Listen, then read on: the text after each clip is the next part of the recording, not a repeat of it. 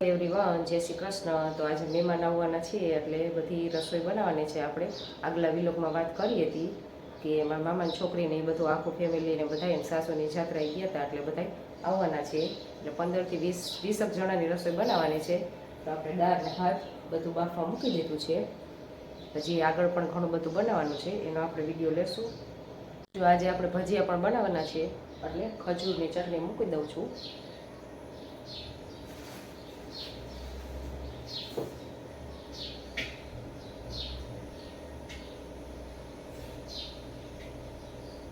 દાળ ને ભાત ને બધું બાફવા મૂક્યું છે અને ટીનનું વાસણ છે। જો કે ટીનનું વાસણ મને પણ પસંદ નથી, પણ જે અગાઉના વાસણ છે એને ધીરે ધીરે કાઢતા વાર લાગે। સ્ટીલ વાસણનો જ ઉપયોગ કરવો જોઈએ, પણ જે આગળના છે એ કાઢતા જરાક વાર લાગે, એટલે ટીનના વાસણ તો મને પણ ઓછા ગમે છે। સૌથી પહેલાં તો બધા ટીનના વાસણ જ વાપરતા, એટલે જે અગાઉના બધા પડ્યા હોય એ બધું વાસણ આવેલું આવતું હોય એટલે બધા કાઢવા તો છે, પણ ધીરે ધીરે બધા નીકળશે। અને માટીના વાસણ પણ સારા, ચૂલા માટે માટીના વાસણનો પણ ઉપયોગ કરી શકાય। હાલો, આપણે આમાં ખજૂર લઈ લીધો છે, થોડો ગોળ નાખીશું અને થોડીક આંબલી નાખી છે, 2-3 નાની નાની પેચી જેટલી, વધારે નથી નાખી, થોડી ખટાશ આવે એ માટે। હવે આપણે આમાં ગોળ નાખી દઈશું।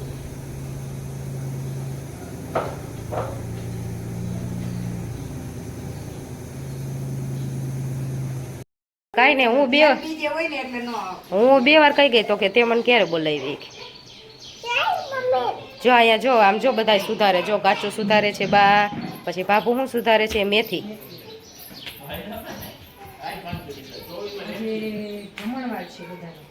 ભજીયા બનાવવાના છે।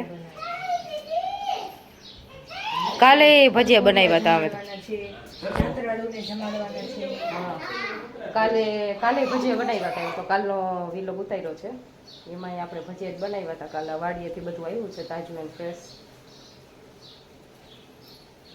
એટલે હવે બધા સુધારવા બેસી ગયા છે।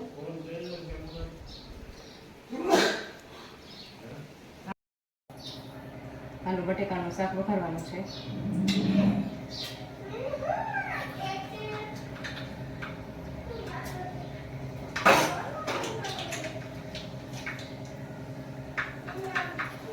રાઈ પછી જીરું નાખી દઈ,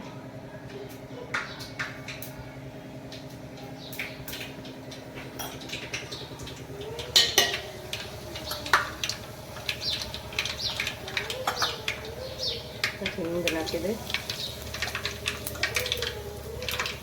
પછી હળદર, પછી આ ગાર્ડનનો ફ્રેશ લીમડો નાખી દઈ,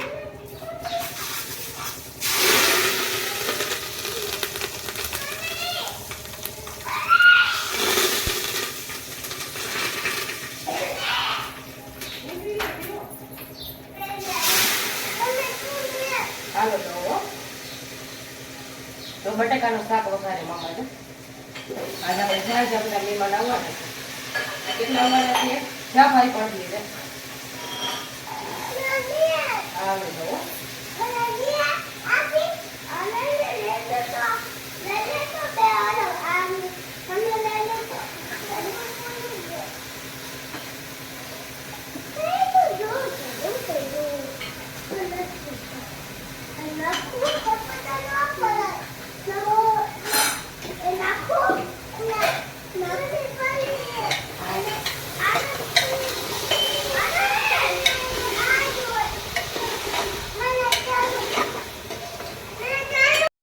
નાખી દઈશું।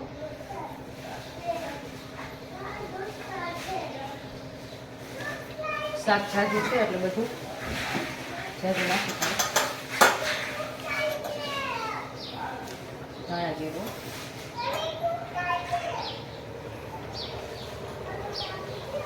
ચટણી નાખી દઈશું।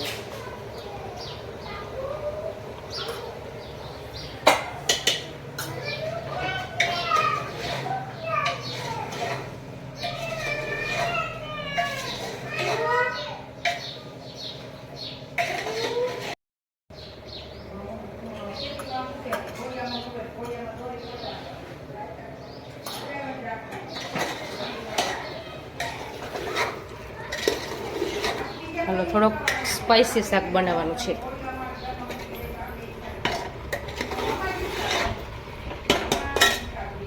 કલરફુલ શાક હોય ને તો ખાવાની મજા આવે. આમ જોઈને એમ થાય ખાય એટલે મજા આવે. આપણે તો એમ તો ભાવે સ્પાઇસ. હાલો ખજૂર આંબલીની ચટણી બનાવવાની છે. મીઠું નાખી દીધું, પછી થોડી ચટણી નાખશું, ધાણા જીરું નાખશું,